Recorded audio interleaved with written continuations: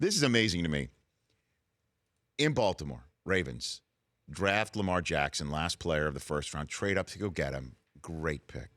This team has had major problems scoring points in the last couple of years. Joe Flacco, ever since leading the team to the Super Bowl and Ray Lewis's final year, and Ed Reed's hometown. Remember that? He won in New Orleans. That was an incredible Harbaugh. Great game. And then Flacco showed up on Steve Bisciotti's in office and on his desk and basically paid a man. He called out the owner saying, you wanted me to play it out and you would pay me. Now pay me. And they did.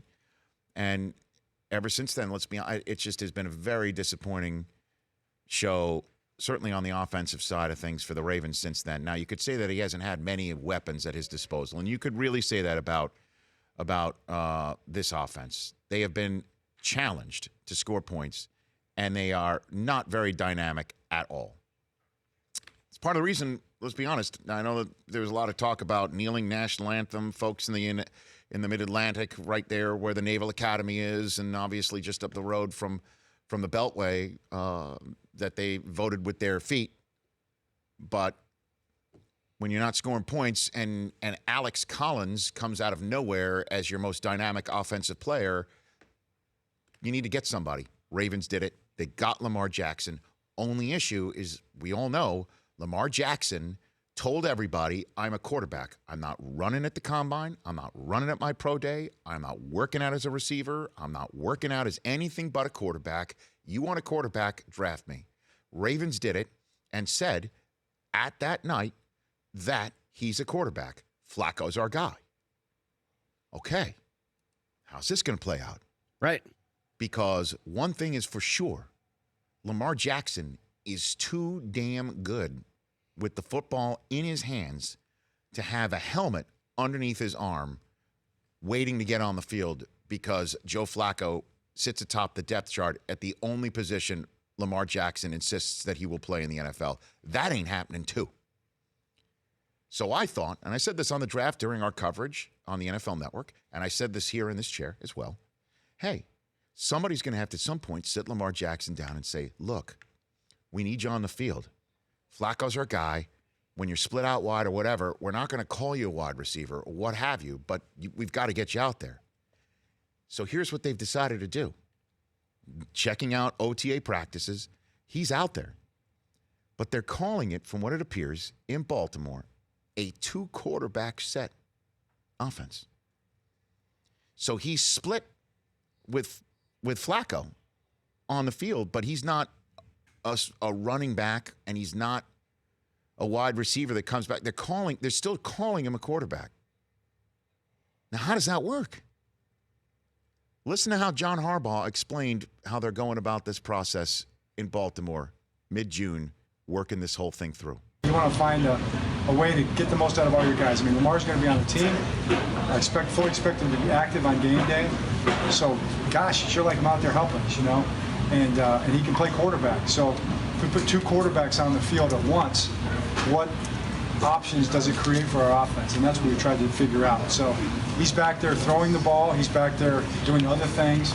Then Joe's got to be able to do some other things. What I guess that means is he can't be like Smoking Jay Cutler, standing there outside the numbers and acting like it's just 10 on 11 here. Right. But what does that mean? Flacco's going to run a route? At some point, they're going to have Lamar throw the ball back to Joe? Like, is that? And then Joe's going to throw deep. Like, this is so absurd. Well, if I'm Joe Flacco, I'm so upset, and I would consider demanding a trade, to be honest. But Flacco has, in a way, brought this on. I'm looking at his stats. He hasn't been great. Let's put it this way. He's been part of the offensive stagnation that's brought this on. Just remove out of the equation how long Flacco has been there. Just remove it. Just look at the cold, hard facts. The Ravens had to choose somebody like Lamar Jackson. And it's a brilliant maneuver.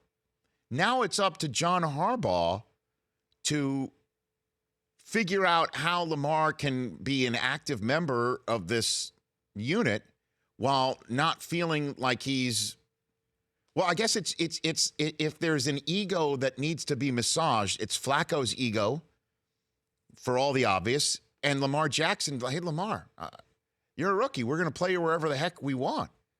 We'll still call you a quarterback. So here's two things. Here's the answer to the question that we were all asking. Which quarterback from the rookie class is going to start week one? And we know there's one. His name's Lamar Jackson. He will be out there. He will be out there. He should be out there from snap one. And then the question is even with the two quarterback set that's out there, will they, if he starts, will there be two quarterbacks on the starting depth chart that they start quarterback, running back, couple wide receivers, tight end, and then your offensive line? Will they list him as such just to paper that over? That's the way that they're approaching this? This is not going to end well. It's going to end with Lamar probably being the starting quarterback by like week 4 or 5. And at that point in time, it'll be just get him out there. And if he's got a game like, say, Deshaun Watson, they're already Vic saying he was better than me at this point.